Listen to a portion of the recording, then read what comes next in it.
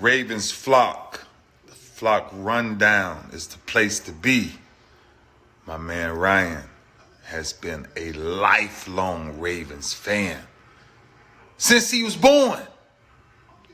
So I'm telling you now, it's about to go down. The podcast, the flock rundown. Ravens, baby. Nothing gets better than waking up and wondering how high we can fly. Tune in. Motionless brainwaves attempt to swim their way to sense, can't tame the untamed.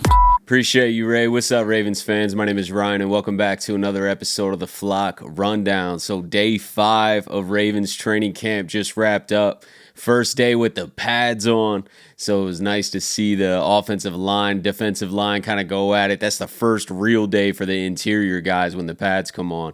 But unfortunately, still no Lamar Jackson.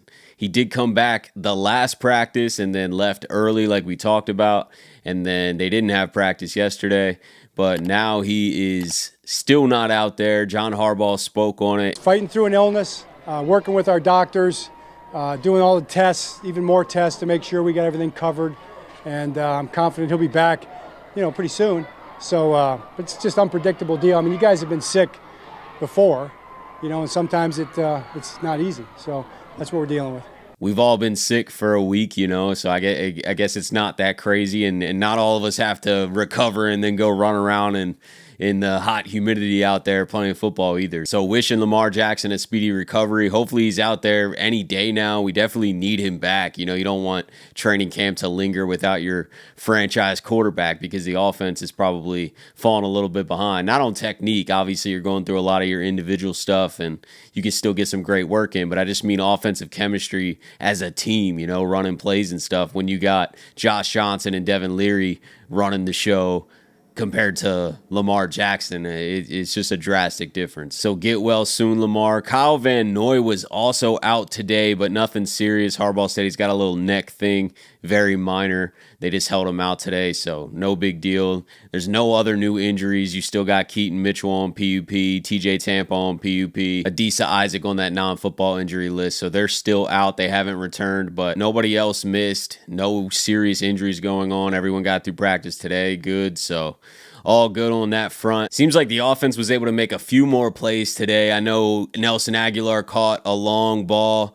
I think Wiggins caught him, so it wasn't a touchdown, but long reception, big play. Isaiah Likely scored a touchdown, and then Tez Walker scored the practice-ending touchdown on Nate Wiggins. So that's a fun battle there. Two recent draft picks this year going at it, and I'm excited to see what Tez Walker brings to the table. It's still hard to get an evaluation of everyone when Lamar Jackson's not there, right? Because you're not really seeing how this offense is going to look, but I am high on Tez Walker, and I love seeing and hearing that he's making plays out there, so that's good news. Defense did have a strong day again. The pads came on. The pass rush was humming.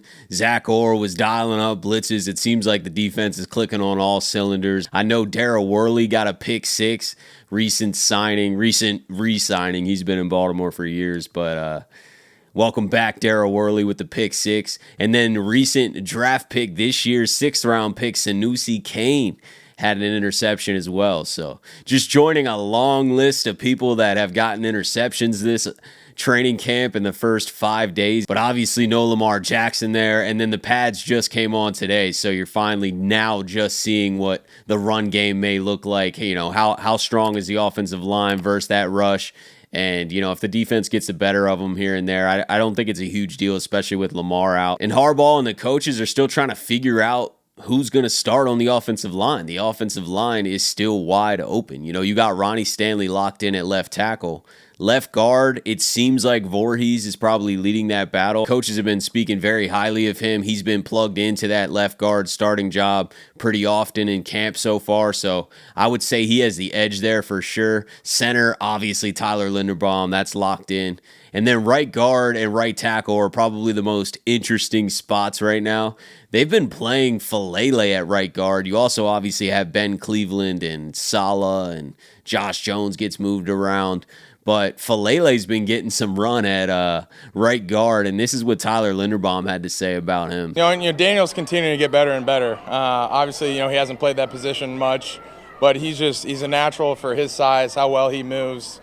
And just now is getting familiar with that position, and then working with each other on certain combo blocks, how we see things and stuff like that. I think Falele at guard is very interesting. They're probably just experimenting right now. I don't want to read into it too much. I'm just interested by the idea of it, I guess. He's such a big human being. Like, I really feel like if he can get moving and learn that guard spot well, because he's traditionally been a tackle.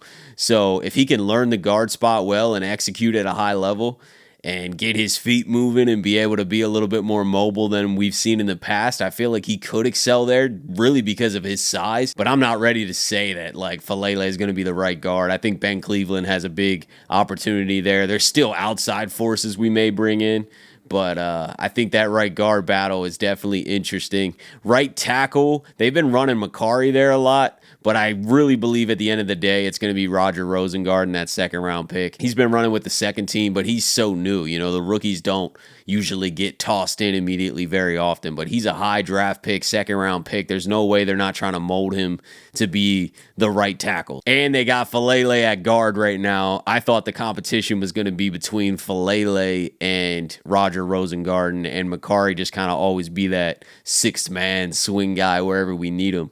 But now that they got Falele running at guard, I just really feel like Roger Rosengarten is going to end up with that starting job. I don't know how long it'll take.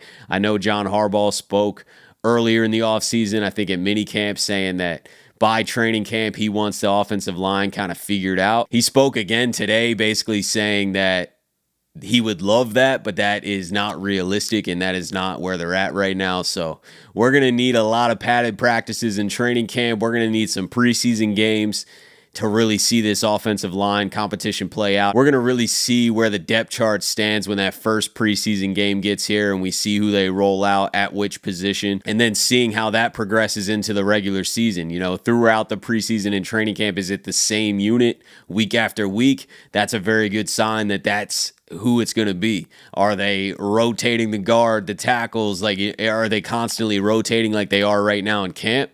Then it's still up in the air. Somebody's got to step up and earn the job. The coaches are going to continue to rotate and give everyone opportunities if no one's stepping up and making it obvious that, like, hey, I'm the best player for this position. I know it seems like the offensive line's a little shaky right now, and we've been talking about it all offseason. It is one of the most questionable positions on this roster. It has the most unknowns for sure. So I get that.